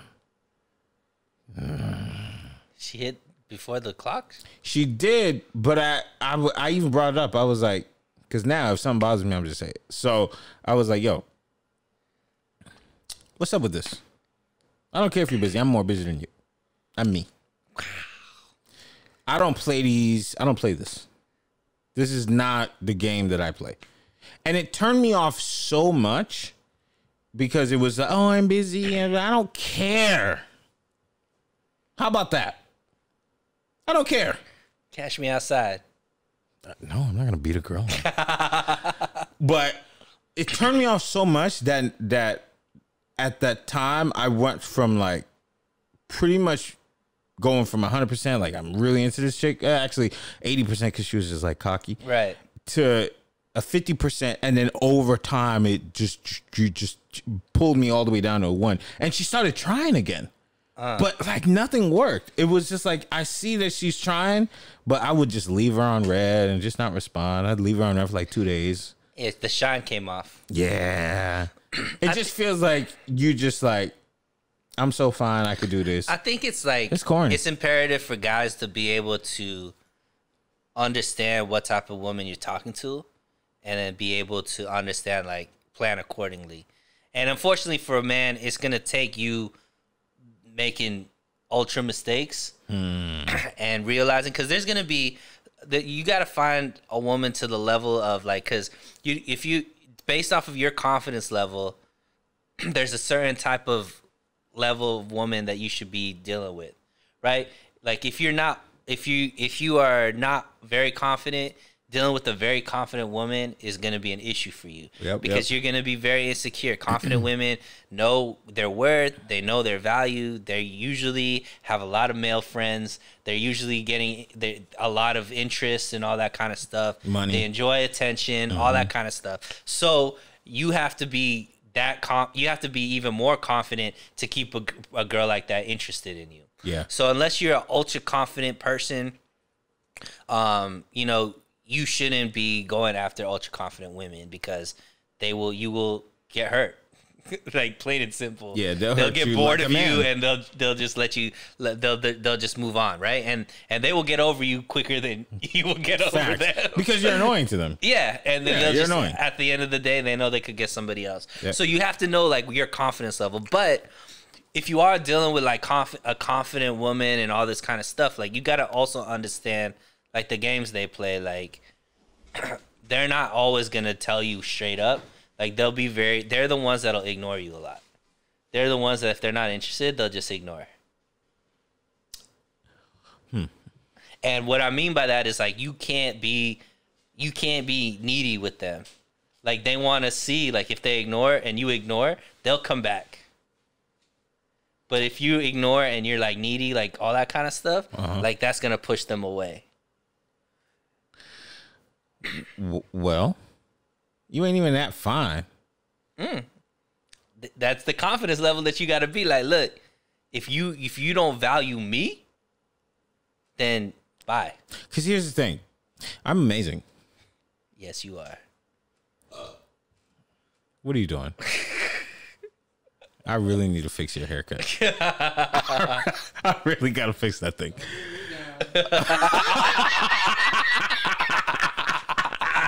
Hey. It ain't a flaw. It ain't a flaw. It's a misstep. I just gotta hit you with a nice little taper fade. I mean, get you looking right. But anyway, I already know. Like I don't say this. I don't say this to them, but I typically know in this relationship and in my relationship with most people, I would say they probably need me more than I need them. Not on the like business side or anything. I'm just talking about like I often feel like people befriend me because they're like, oh, I'm gonna get something out of this guy. Maybe he could do this for me. Maybe he could do that, right? So like a lot of my like non-core relationships, non-business relationships, it often feels like people are just like can't wait to get something out of them, right? So I started getting this feeling of like, y'all need me more than I need you. So I could sometimes carry that into talking to a girl because like I don't necessarily need to talk to a girl every day, and I don't need to talk to them every other day or every 3 days. However, I don't like being ignored. So if I give you like a 24-hour time span, like if I text you, you got till tomorrow to respond. Then after that, you're not busier than me. I'm taking the effort out to Yeah, text you. I took a second out of my day while I was driving to text you. Yeah. So it's like, I already know I'm up here and you're like, Hey, you know what's super trash though is dating a really insecure girl. oh, that's the worst. Yeah, that's I've done that too many times. And I always feel like I am who I attract. So I'm like, damn, am I insensitive or like, or not insensitive? Am I really insecure? But then I just realized like, no, I was just getting low hanging fruit. Yep. Not to call them that, not to call the person that, but it was just like, oh, they like me, I like them, they're kind of cute. But you could like low hanging fruit doesn't necessarily mean that's who you are as a person. That means that's who you were in the moment. Because I think in whatever emotional state you're in, you could always change that. It just comes with like time, energy, focusing on the right things, putting things in the right perspective, and so on and so forth. I've been trash. I've been high quality. I've been all on that spectrum of things. I've been the insecure dude. I've been the arrogant, cocky dude. guy. I've been all of those people. So it's really just about like learning and self-evaluation and putting things in perspective, being humbled by life, and then also learning and like valuing yourself and so on and so forth till you get to a certain level where you could like be in a healthy relationship. You know what I mean? So like when you say low hanging fruit, that doesn't mean that that person is always going to be low hanging fruit. You just caught them in a moment where they're super insecure, and hopefully they get the help that they need. Yeah. But you're not going to find the help through a relationship. That's the problem. And I thought I could fix people too. Yeah. And like, because I'm me and I feel like I got a cape on, and you can't. Like, A, I can't make you happy. B, I can't help you feeling a certain kind of way because I'm me. Right. I can't tell you how many times I've been in a conversation with people saying, like, they'll ask me what I'm doing and I'll say working, and they'll be like, I feel like you flex on me. And it's like, you would ask me that question right now. Sorry for answering. You know what I mean? Because it's always like, he's always working. But girl, this is what I've been trying to do my whole life. Right. You know what I'm saying? Like, I created this. Sure. You right? So I'm excited about it. But I've gotten that quite a few times. It's like, yo, why you always flexing? Like, and it's like, I ain't even flexing. I didn't even pay for this Kangana shirt.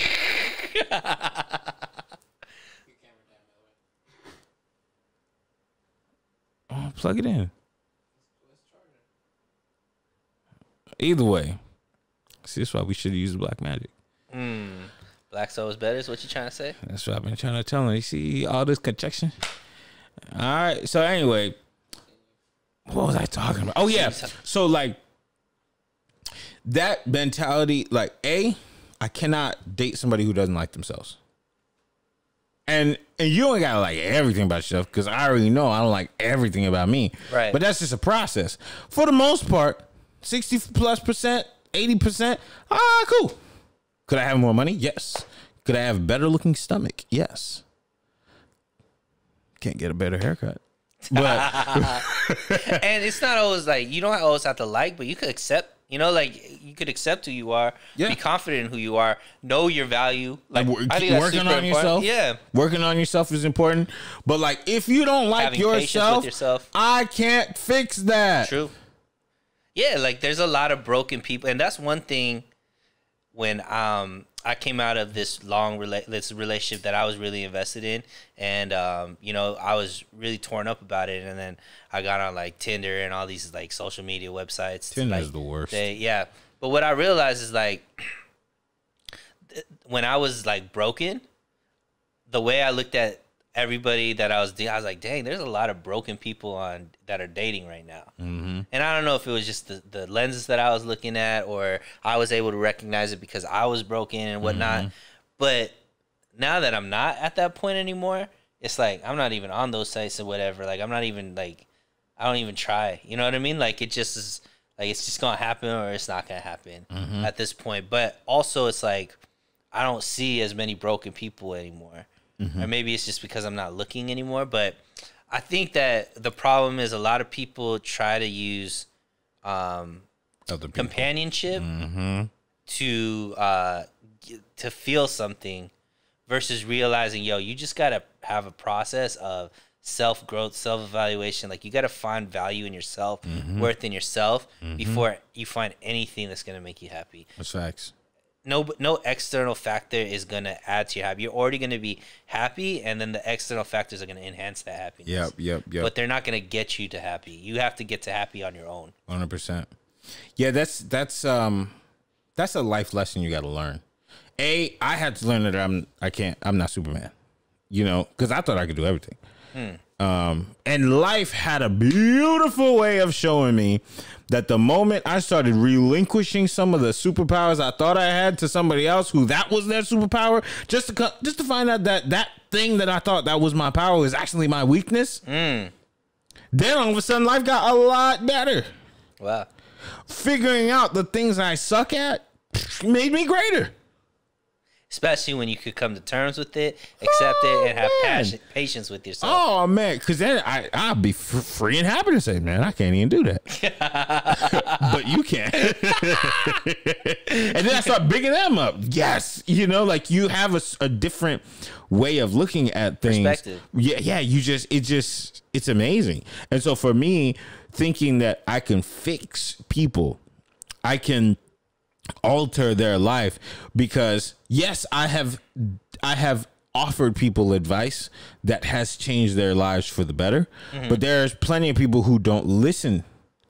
And it used to give me a certain sense of aggravation because I'm like, I'm an outside entity looking at all your problems and I can see how to solve them. Right. But because you're not listening to me, or you're listening, but you're not putting into implementation what I'm saying, you cannot get fixed. But then it's come to realize they're not getting fixed because they don't want to get fixed. You can't help somebody that doesn't want to be helped. That's it. You know, so my whole thing, it changed my vision of things to now I'm just like, you have to be a confident person. Right. You have to know what you want. You have to be working towards something.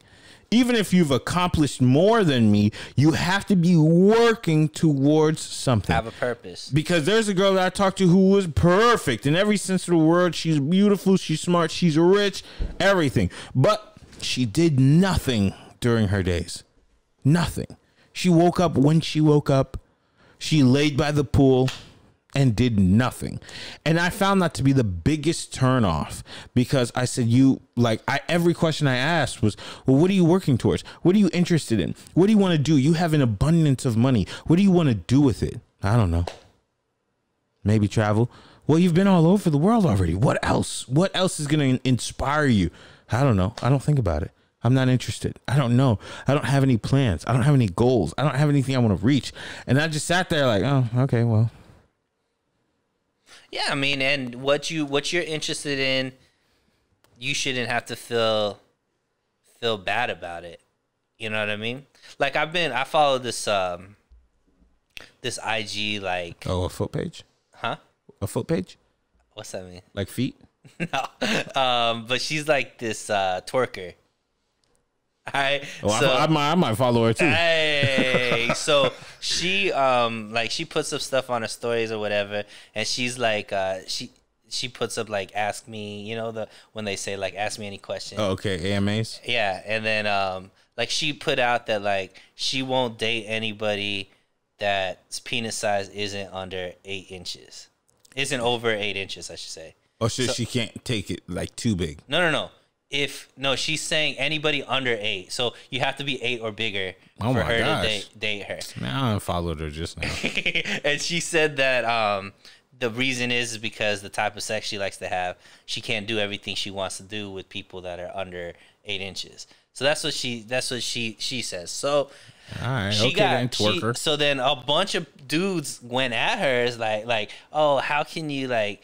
How are you gonna judge somebody based off of something that's not in there? You know, like all of these like people that have penis sizes less than 8 inches. Yeah, the 7.5 guys is not having it. So, anyways, like, and she's trying to defend herself and all this kind of stuff. And in my mind, I'm just like, yo, how like you shouldn't feel bad about what you like or what you dislike. You know what I mean? Like, if you feel like there's a bunch of dudes that are out here that won't date a girl unless they have a fat ass, or won't date a girl unless they have a certain cup size as far as their breasts, or won't date a girl that's over this weight or under this weight. You know what I mean? Like, or is this high? Like, everybody has their preferences. So, like, don't feel bad about whatever your preferences are, but, like, just don't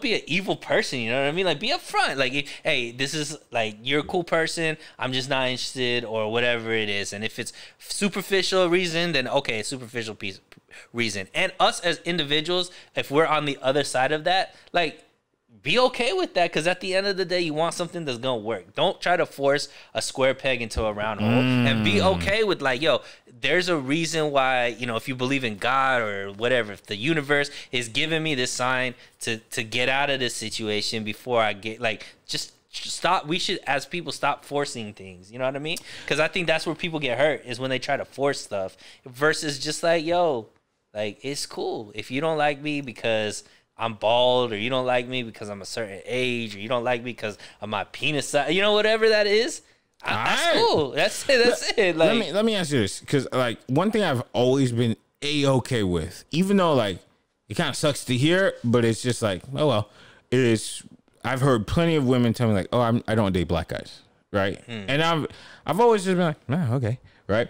In the last few years, I've noticed that that's something you can't say outside of a white person saying that about a black person. And here's the example. One time I went to West Hollywood with one of my friends, and I believe I heard somebody say, I don't date Indian guys. Interesting. And what was their ethnicity? I think they were white. Oh, okay. Yeah. And there was like a kerfuffle about it. People were like, you can't say that. You don't even know him and all this stuff. And he was just like, I'm just not attracted. And they were trying to tell him, like, you have to be attracted to the person's heart and their mind and this and that. I think that's a West Coast thing, man. You think so? Yeah, because I know a ton of, like, if you talk to, like, I know black women that are like, I'll never date a black dude. I know black women that'll be like, I'll never date a white dude. Like, you could say the white part. Like, everybody in this country can say, I hate white people, and they'll be like, oh, okay. But I know there's a lot of women that are like, I won't date a black person, or I won't date this, and that's fine. Like, I don't have a problem with it. Yeah, I'm like, at the end of the day, you're interested in whatever you're interested in. Whatever if you're offended by that, there's something that you're interested in that will automatically eliminate somebody. Mm-hmm. And that's exactly that. And does that make that something bad? No, like, we all have our things, and there's how many billion people on the planet? 7 billion people on the planet, or whatever. Mm-hmm. There's enough people for you to like whatever you like and find multiple options of that person. If you're there. But what we have to do is get to a place where you're in a healthy spot where you could take advantage of it. Because at the end of the day, if you're broken, if you're not understanding of yourself, you don't know your value, you're not confident, you're looking for external something to give you value or make you happy or whatever it is, it doesn't matter if the perfect person is right in front of your face on one knee with flowers in front of you. I thought you hated flowers. I'm saying like, if for people like you that like it, I don't do the flowers anymore. It won't work. You know what I mean? And so, like, I think that's the big thing. Like, I think people need to understand that dating starts with you first. You got to be good with you, and then, you can have fun. Then you could find, you could have something that's actually valuable with someone else. Blessing us. Every now and then I get on one.